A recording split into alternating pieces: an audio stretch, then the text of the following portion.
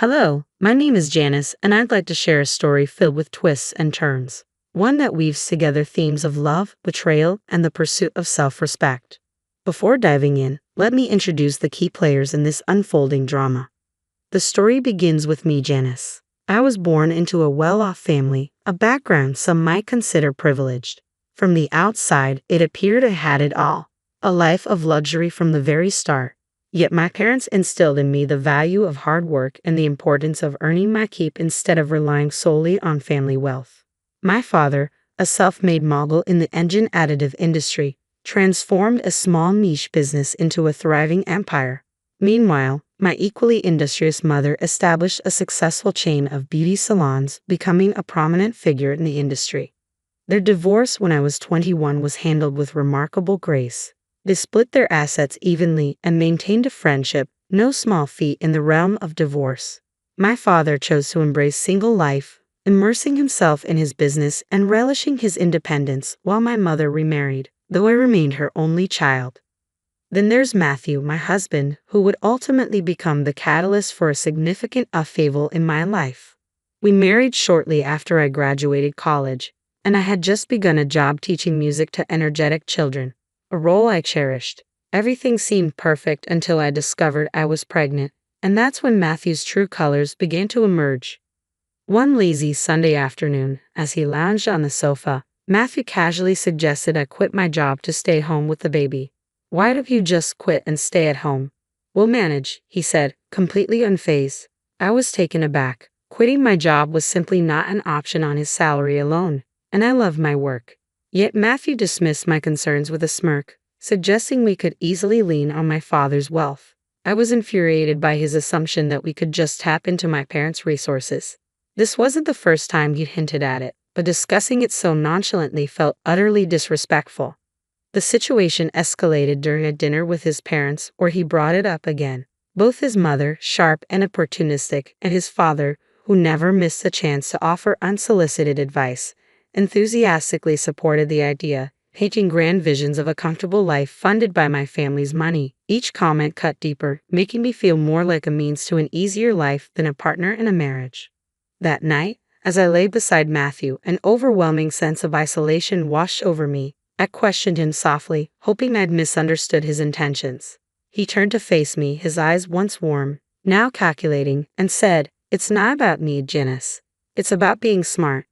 Your parents can afford it, and we deserve a break. Why not take advantage of that?"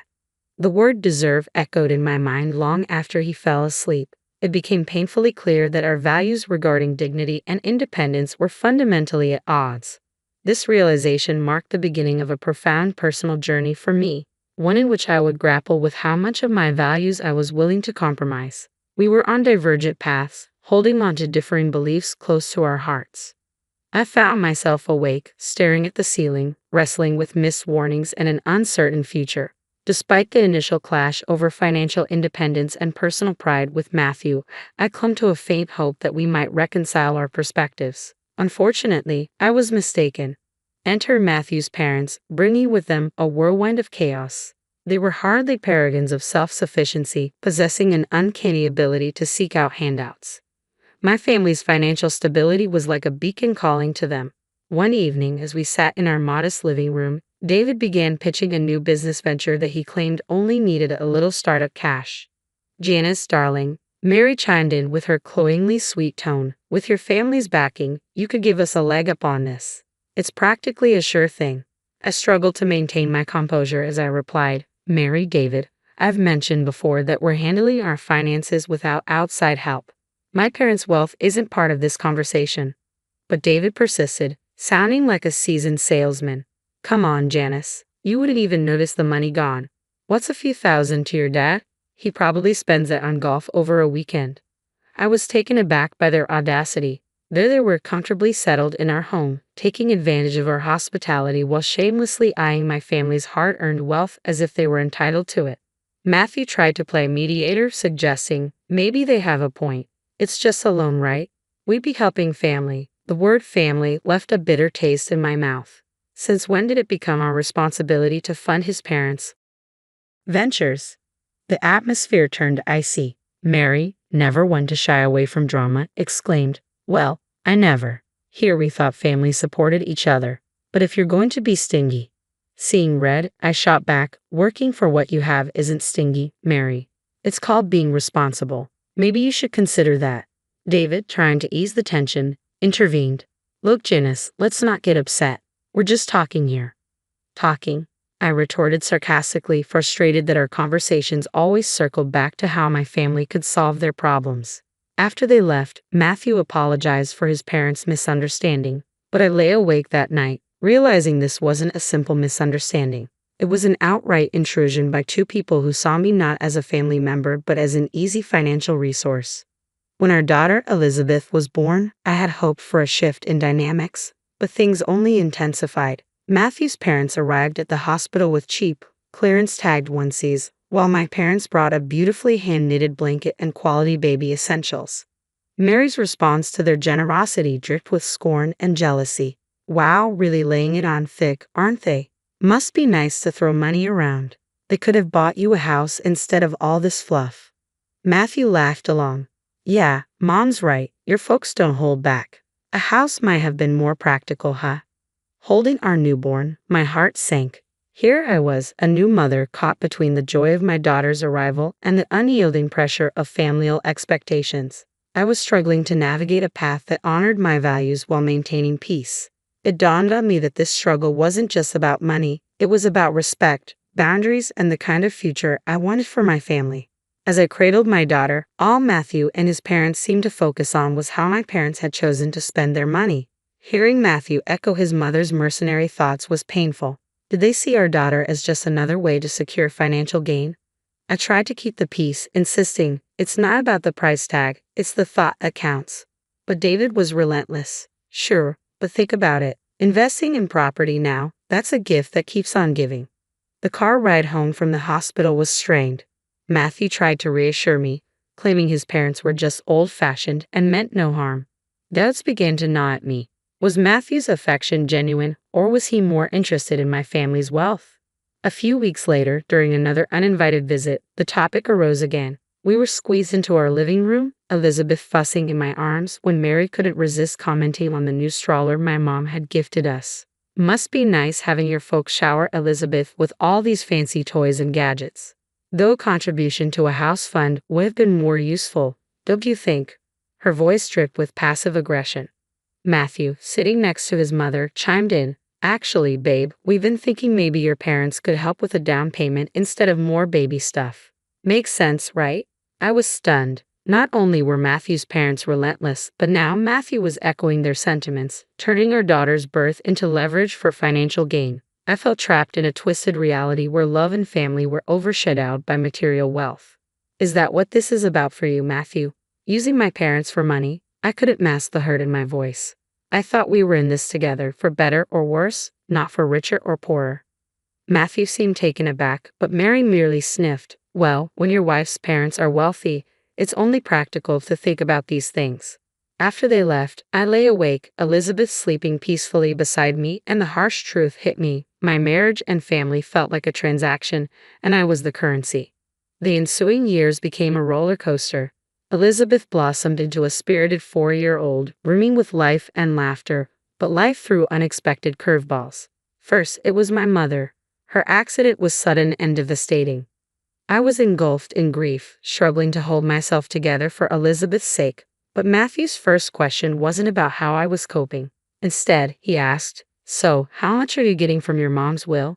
It felt like a slap in the face. My mother hadn't even been laid to rest, and there he was, eyeing her legacy like a vulture. According to my mom's will, I inherited the beauty salon chain, something I had no idea how to run.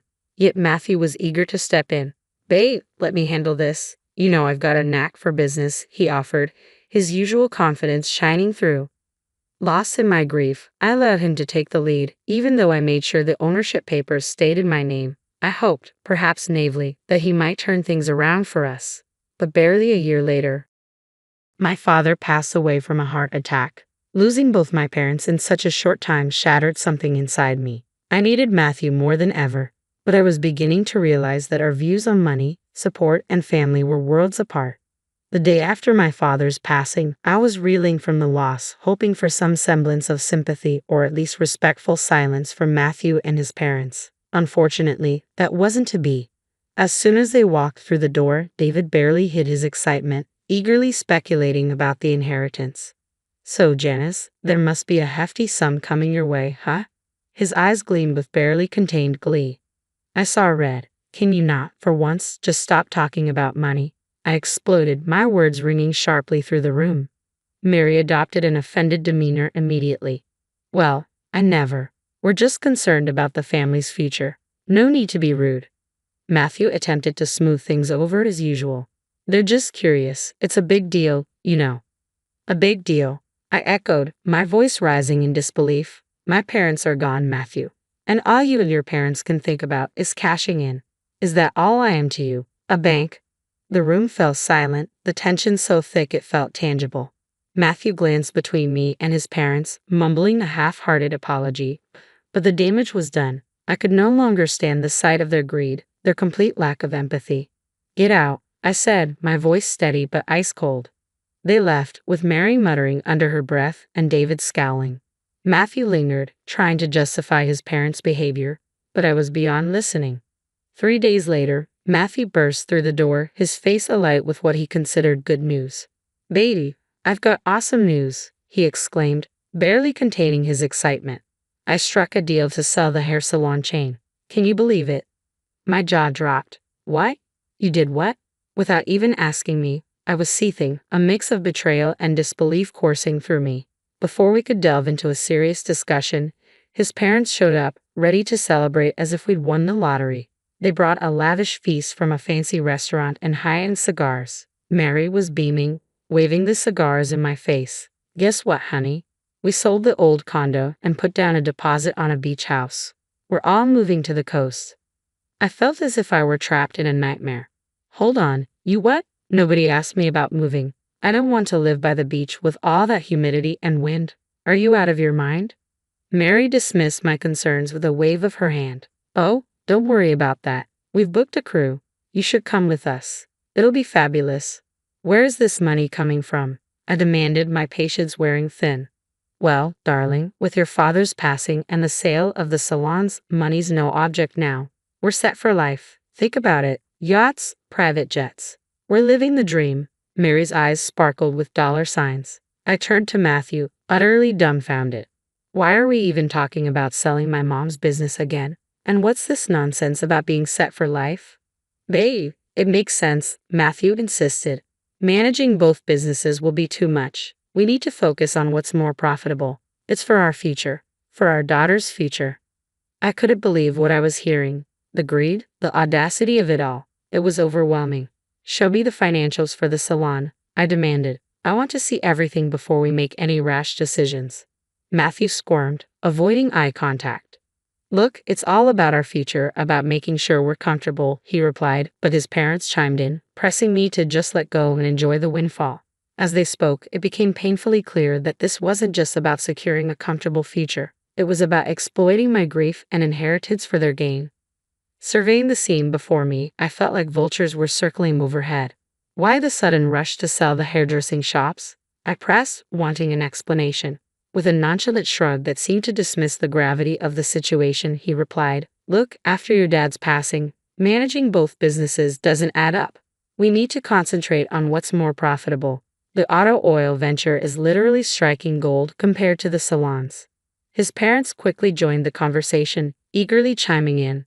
"Think about it, dear. Selling those small shops could set you up for a life of comfort and luxury. Why bother with them?" His mother's voice dripped with greed, her eyes gleaming with anticipation. Their blatant avarice made my skin crawl. "I want you all to leave," I demanded, my voice steady and strong. "This is a time for mourning, not for scavenging through what he left behind." Matthew attempted to interject, but I silenced him. "And another thing, this inheritance we're discussing, it's mine. You and your parents have no say in this matter." The room chilled as they realized I wasn't as compliant as they had assumed. With heavy steps and dark scowls, they left, leaving me alone with my thoughts and the looming battle ahead. The day after my father's funeral was bleak, shrouded in a fog of sorrow. Matthew, however, seemed oblivious to the somber mood. Over a lackluster breakfast, he declared, "We need to call a meeting with your father's company executives, pronto." His voice cut through the silence aggressively. I paused, toast in hand, looking at him in disbelief. "Matthew, my father has just been laid to rest. Can't this wait? I need time to process all of this." He dismissed my concerns with a casual flick of his hand, emphasizing that time was money and we had to act swiftly. Frustrated and seeking some solid footing, I contacted our family lawyer for a detailed overview of the barbershop chain's status and insights into my father's business dealings. A month passed, filled with legal jargon and financial statements, during which Matthew and his parents returned, bombarding me with unsolicited advice and greedy propositions. Without even greeting me, Matthew dove straight into conversation. "You know, I've been thinking, I'm the right man to take over your dad's company." His audacious statement left me dumbfounded. But he wasn't finished. "And I'll need a new car, something that fits a business leader. The latest BMW should suffice." Before I could respond, Mary jumped in with her extravagant demands. "The beach house is nearly done. We just need an additional $460,000 for finishing touches and some extra for new luxury furniture. And darling, I expect you to fund an account for my expenses. I need to maintain my lifestyle." Listening to their relentless demands, something within me snapped. "No more." I stood firm, clutching the divorce papers like a protective talisman. I interrupted their chatter, my voice firm and resolute. "Matthew, we need to talk." I placed the documents in front of him on the coffee table. He picked them up, confusion etching his face. "What's this?" he managed to ask, his voice trembling. "Divorce papers," I announced, each word clear and decisive. "I've had the business audited. Matthew, you've driven it to the brink of collapse." As I confronted him about the mismanagement of our business, his face paled, his demeanor that of a child caught in a wrongdoing. "I was trying to make things better," he stammered, his excuses as fragile as his waning confidence. "Make it better by firing our most talented staff and neglecting the essentials that kept the business thriving," I retorted, my voice rising, fueled by a potent mix of anger and betrayal. Mary, ever the meddler, couldn't resist butting in. "Now, dear, let's remember he's entitled to half of everything. Marriage binds assets after all." I couldn't help but laugh, though it was devoid of any joy. "Nice try, but everything's been in my name since before I made the colossal mistake of marrying your son. He gets nothing from me." The room fell silent as their grandiose plans crumbled before my eyes. "And another thing," I continued, fixing Matthew with a firm gaze. "You're going to repay every penny you've cost the business. Every single penny." When the reality of the divorce sank in, Matthew became desperate. "Please, can't we talk about this? There has to be another way," he begged, his voice cracking with desperation. Not to be outdone in theatrics, his parents launched into a tearful saga about how they had sunk all their funds into the coastal house, a property now at risk without further investment. "We're going to lose everything," his mother sobbed, tears flowing freely. "Please think of what this means for us." I listened, my heart hardened by their previous actions, feeling nothing but cold detachment. "Sorry, but that's your mess," I said, my tone firm and resolute. With newfound determination, I guided them to the door, closing it behind them and leaving this chapter of my life behind. In the days that followed, I didn't dwell on the past. Instead, I focused on the future. Selling the apartment that Matthew and I once shared provided just enough for a quaint, welcoming house that promised a new beginning for my daughter and me. Stepping into our new home, I felt a weight lift off my shoulders, a sense of peace enveloping us in a way that had been missing for far too long. The wheels of justice turned slowly but surely. When they finally caught up with Matthew, he was ordered by the courts to compensate for the turmoil he had inflicted on the hairdresser chain. His recklessness had a price, and he was forced to liquidate his share of our old apartment to meet his financial obligations. Watching him be held accountable was a bittersweet vindication for all the hardships he had caused. Out of nowhere, my phone rang one day, and on the other end was my former mother-in-law. Her voice tinged with desperation. "We're in a bind. We need help to buy a place. Any amount would help," she pleaded. Her audacity left me incredulous. I took a deep breath, collecting my thoughts before responding. "You made your bed." My tone was steady and resolute. "It's time you lie in it." Ending the call, a mix of emotions washed over me. My anger at their continued sense of entitlement was undeniable, but there was also a profound relief in having finally set firm boundaries. After the tumultuous divorce and reclaiming control over my mother's hairdressing chain, life began to brighten again. It was a challenging journey, but gradually the salons started to regain their former vibrancy, welcoming back the talented stylists we had lost. It felt like a triumphant parade watching them walk through those doors again, ready to weave their magic. It turned out I was more suited for the business world than I had ever imagined. Every day brought new lessons and surprises about what I could achieve. If not for the harsh twists life threw my way, I might never have discovered this capability within myself. Managing my father's car oil business was another challenge, so I decided to hire a manager to oversee operations while I acclimated to the industry. It's all yours for now, but keep me in the loop, I told him, making it clear that I was still the one in charge. I thought about the future. Maybe when Elizabeth is around 22, I might pass it on to her if she's interested. I wanted her to have options to choose her path. Meanwhile, our new home, just Elizabeth and me, became a sanctuary of peace, a stark contrast to the chaos we had left behind. It was small, but it was ours, a place where we could grow, heal, and start anew. Every corner of our home was filled with laughter, every nook cradling a memory we were creating together. In the garden, Elizabeth's laughter was a balm to my soul. "Mommy, when I grow up, I want to be just like you," she said, her eyes alight with wonder and admiration. "You're going to be even more amazing," I responded, pulling her into a hug. Deep down, I knew we were on the brink of something wonderful together. We were unstoppable, ready to embrace whatever the future held with open arms and hopeful hearts.